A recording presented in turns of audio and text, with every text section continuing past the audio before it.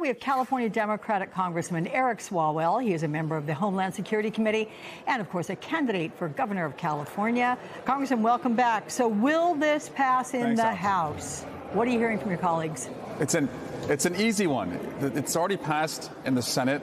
The consensus in the country is that we should fund and pay TSA and other folks at Homeland Security and not fund Border Patrol and ICE. But right now, this White House thinks that they can publicly execute American citizens in the street and have us wait millions of hours in line at the airport, and that we won't forget about it. And I can't speak for the rest of the country. I can speak for Californians, from Castro Valley to Chula Vista, from Placerville to Pacifica. All over the state, people are saying they want to strip out ICE from the root to the branch. That's the consensus. We can do that with what was passed in the Senate. There's consensus in the House. We should do that immediately. Do people understand that ICE has been funded in the big, beautiful bill? So all of this sometimes, this whole hoopla about ICE is not getting funded. Yeah, it's been funded. And that's what TSA agents are telling me when I'm at the airport. And in fact, yesterday I was at dinner between votes, and a DHS employee pulled me aside and said the same thing. Why can't Republicans just pass funding for the rest of us? ICE doesn't need any more money. What happens if it is not passed today? What then? Well, the president will again choose funding people who are dragging women by their hair and putting them into unmarked vans over the people who are moving us safely through the airports. And by the way, I want to knock out this argument that we even need ICE doing what they're doing in the first place. If they are so easily moved from our streets where they're terrorizing people to passing out bottles of water in the airport, did we really need them terrorizing people in the first place? Yeah, that's a good rhetorical question there. Let's talk about Punchbowl News, which has characterized what unfolded like this. Last night's vote was supposed to be step one of a two-step process with the intention of negotiating separately around a set of demands to rein in the ICE and CBP. Democrats got none of that and came away with zero. Democrats gave up their last bit of leverage by agreeing to this deal.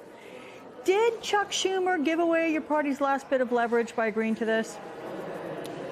No, what I see is that we're not giving ICE or CBP a penny. And Senate Democrats have said that if ICE is going to make reforms, take off the mask, put out identification, mark the vehicles that you're in, go to a judge before you bang down someone's door and terrorize their family. If you're going to make those reforms, then they would come to the table. ICE is unwilling to do that. And so I have been in the camp, I can't speak for the Senate Democrats, that I don't want to fund ICE.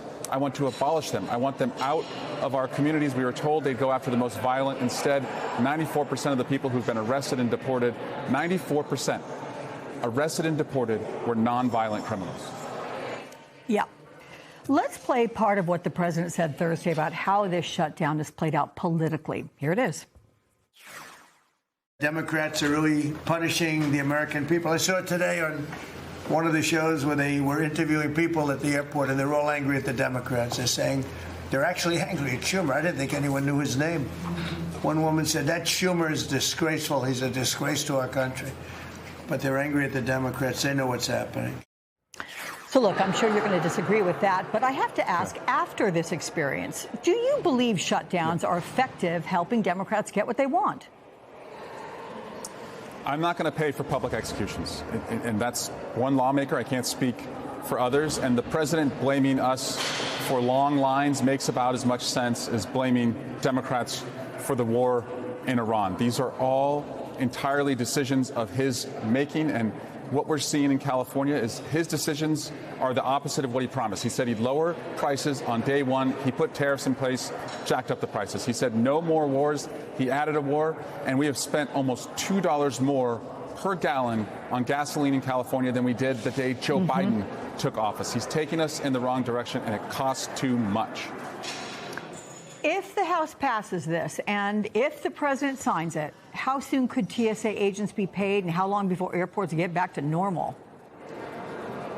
Well, the president claims that he's already paying them with his executive order. The priority has to be for the TSA agents and people at Department of Homeland Security who are keeping us safe. And by the way, Alex, as president by putting this war into motion. And then you have an FBI that is not serious, that's focused on going after the president's political enemies, has fired the counterintelligence, counterterrorism agents who are working on Iran, and won't pay the people who are keeping us safe because he wants to fund his own domestic terror unit. His priorities are making us less safe. He can do a lot here by just telling Republicans to pass right now. We can do it on a voice vote, as they did in the Senate. But again, this guy has more plans for his ballroom at the White House than he does for protecting the homeland, fighting a war in Iran, and bringing down the costs, as he promised he'd do on day one. California Congressman and candidate for governor Eric Swalwell, thank you much.